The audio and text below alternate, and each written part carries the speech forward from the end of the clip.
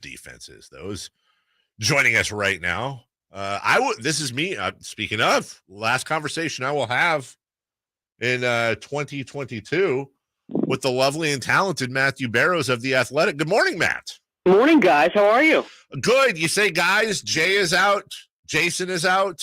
It's myself. You're flying solo to the North Pole this year. Yeah. It's nice to meet you, Matt. I'm Nate. I'm the sub. Yeah, that's Nate the Animal Littlefield behind the glass. Nate the Freak. Yeah, he's taking care of the buttons and all that. But love it. Matt, you and I have known each other a long, long time. In fact, I've said this often. I'll be celebrating my 20th year on air next year, and you are my oldest. And I don't mean by age, but longest tenured frequent guest. And you know I'm part crazy. Especially about these Niners, and I want to confide in you that I'm very psychologically screwed up right now because they're so good, they're so dominant, they're so inevitable, and they also have the reigning Mr. Irrelevant that is running the offense, and I don't know whether just to get on board and ride this train or prepare myself for the inevitable heartbreak. So you don't want to get your hopes up so high because you know that on paper at least there's a weakness at a very important part of the team. Yes.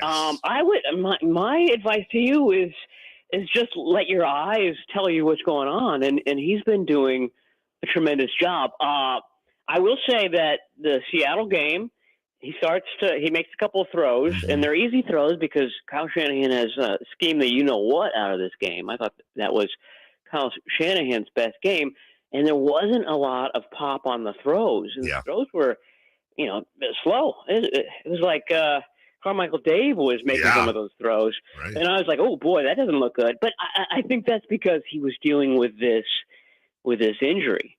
But it also kind of underscores the fact that, okay, it is a rookie. He is dealing with an injury. He's not throwing the ball well. And they were still able – I mean, that game shouldn't have been as close as it was. It was a fairly comfortable win, especially in Seattle. My point being is that this team has lots and lots of strengths all over the place, one of which is they've got a good, smart play caller. There's a lot of ways to cover up if there is one weakness going into a game. They historically have done a good job of covering that up.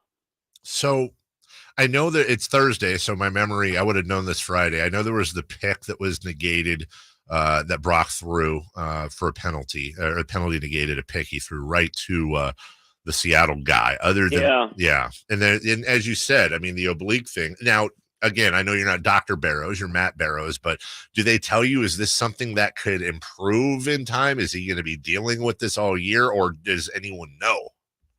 Shanahan said after the Seahawks game is that it won't be that bad for this upcoming game against Washington. Okay.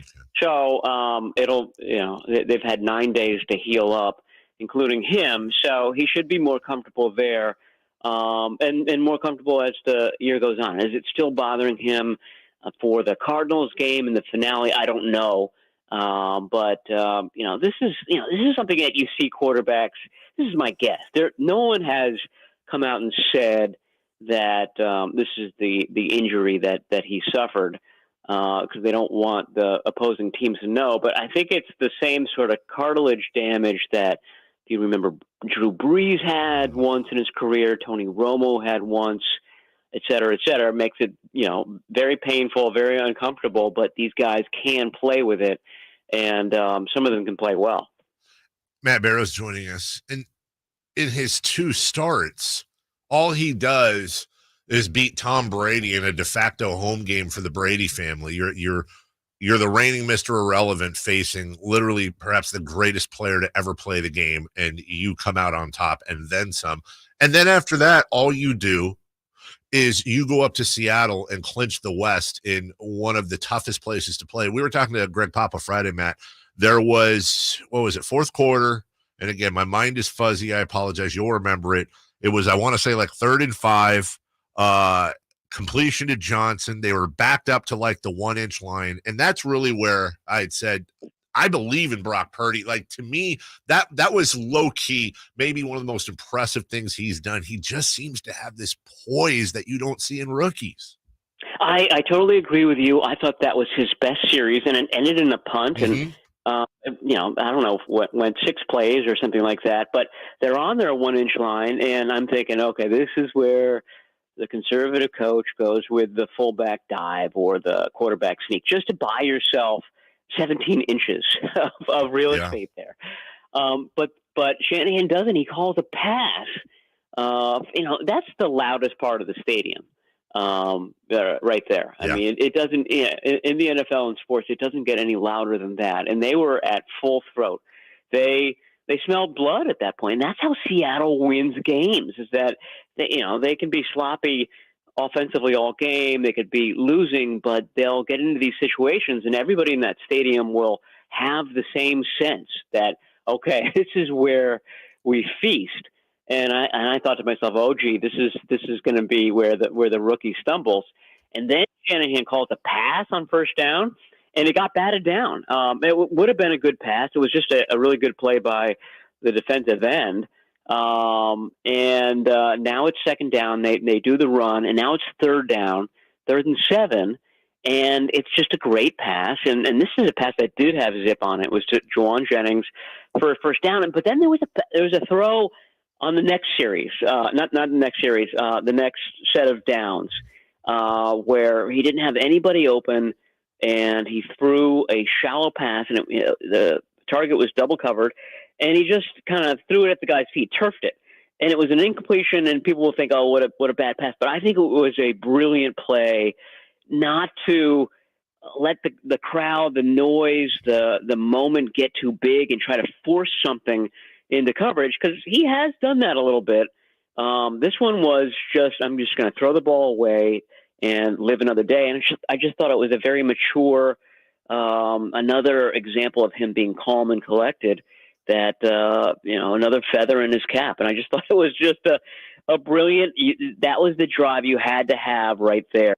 It'll be forgotten in the annals of Brock Purdy, but it was pretty good. Well, to your point, too, you've heard coaches say this same here, that the toughest play for rookies and even veteran quarterbacks sometimes to make is 3rd and whatever, and you just throw the ball out of bounds and live to fight another day. Right.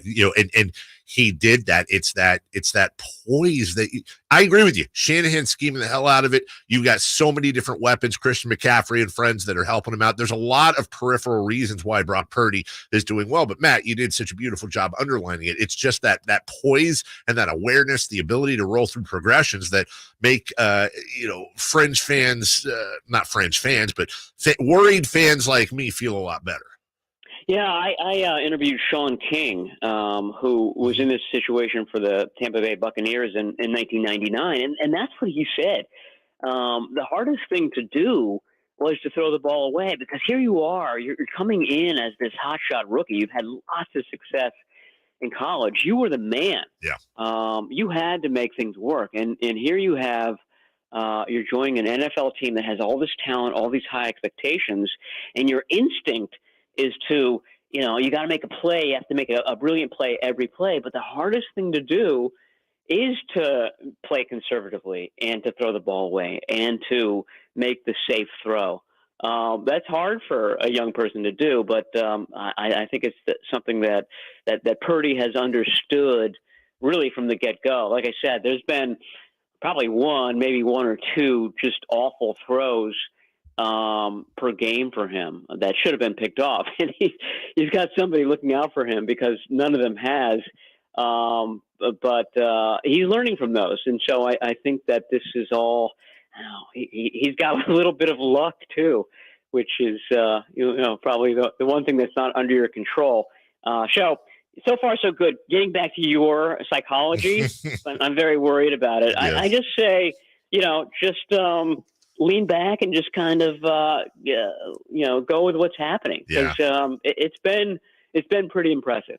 Well, and let's be honest too. Even if I protect my little heart, it's not going to make it any easier if they lose in the playoffs. So, You got me. I'll enjoy the ride. Matt, listen, you're always great over the years. You know how much I enjoy you. Best coverage of the 49ers you'll find anywhere at The Athletic. It'll be some combination of Jay and Jason or both next week. I'm back after the new year, so have a happy holiday, a great new year, and we'll talk to you soon. All right. Sounds good, Dave. Talk to you then. Take care. That is Matt Barrows. We'll take a break. When we come back, let's look at the